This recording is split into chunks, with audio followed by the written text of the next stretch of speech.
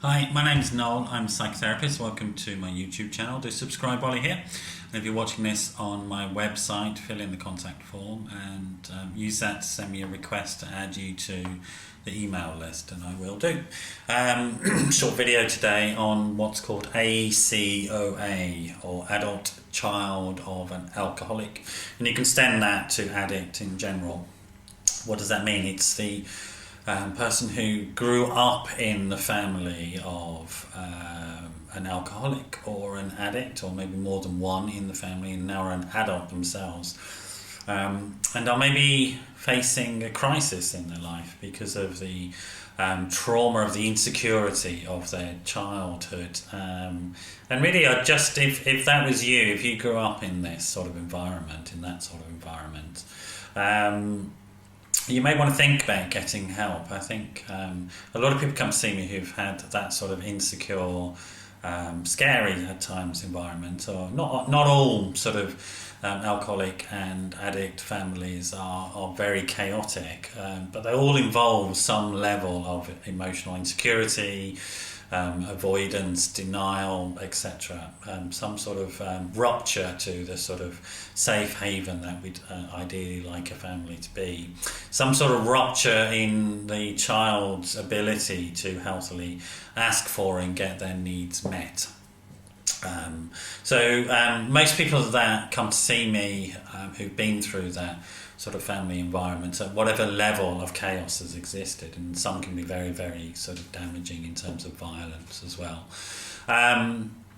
do eventually reach a point in their lives where the sort of repeated patterns of being an enabler and a rescuer, the repeated inability to sort of maintain sort of functional intimacy, the sort of quite severe mood swings that can exist between fear and depression, or anxiety and depression. Those types of things may bring about a crisis eventually. And you may need to sort of think about it, if you've been through that environment, about going to see a therapist such as myself who specialises in this area of work. One thing I want to say first is going to see a therapist and going to work through these issues, it doesn't help to get into any sort of blame. Certainly I don't do that. Somebody who's grown up in that environment can have very, very conflicting feelings. On the one hand, loving their parents very much, and on the other hand, being very disappointed by the environment, being disappointed in the addict parents, and also the other parent who seemed more passive and just accepted this without challenging it or without taking you to a place of safety. So there may be very complex feelings, but understanding the processes that went on can be very healing. And certainly I don't encourage blame, I encourage forgiveness, really. And forgiveness is often just about understanding, and then you can let go of that past. I know it's the tendency is to want to sort of bury it and forget it if it was difficult, but actually that doesn't work, really. In getting to know about our past, we can then be empowered to make decisions about whether we want that to be our future, but only by knowing ourselves and our environment and the childhood, etc., that we grew up in. Only by getting insight can we make really informed decisions about how to go forward. So the sort of things that are going to work for you if you are an ACOA, excuse the terminology, but we all have shorthand in our professions. If you are the adult child of an alcoholic or addict, sort of things that might be helpful to you are developing a support system. There will be a tendency, because of the shame maybe of your childhood, and because of any other sort of abuse that might have been going on, to live a very isolated life. And you may well have continued that into your adult life.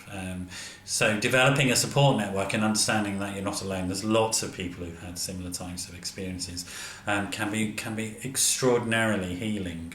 Learning something about the nature of addiction and codependency. Often one parent is the addict, the other is the codependent, the enabler.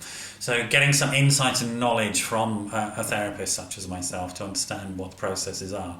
Again, not as a way of justifying anything, because it's not justifiable as such, but understanding and insight allow you to sort of move to a position where you can let go of any hurt and resentment that still exists. Understanding your own tendency towards trying to find people with broken wings to fix. to be an enabler and a rescuer, and how you can sort of stop that behaviour in yourself and hand back to people their own lives so that they take responsibility for it, and then focus on your own growth and your own goals.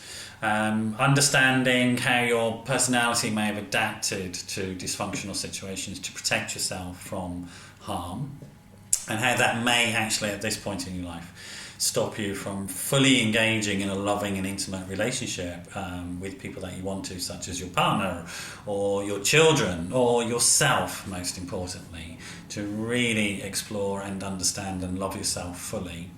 And then also thinking about some of the good things, rebalancing the story, the narrative that may be inside your head, and thinking about some of the positive things that did exist in your childhood and valuing them and having gratitude for them. So those 5 things are sort of generally the sort of steps that we would look for. My experience is this, that if you work through this stuff, you can let go of the shame, yes, and often, and I guess you know this if you're listening to this and you identify with what I'm saying, you understand the depth of shame that somebody who grew up in that environment may feel. Because here's the thing, children blame themselves no matter what's going on. And if you grew up in a household where dysfunctional things were going on, you're going to, as a child, as an egocentric child, you're going to have blamed yourself and feel some shame about that. You'll have internalised that dysfunction to some extent in your sense of self. So come to a professional like me, you can sort of, I know it will help lift that shame so that you can move on to a richer, more fuller, more rounded life. I hope that's been useful. If you want some more information or need some help around these issues, if you're worried about yourself or somebody else in your family, do give me a call. 07 506 319 745. That's 07 506 319 745. Thanks for being here, and I hope to see you again another time. Bye bye.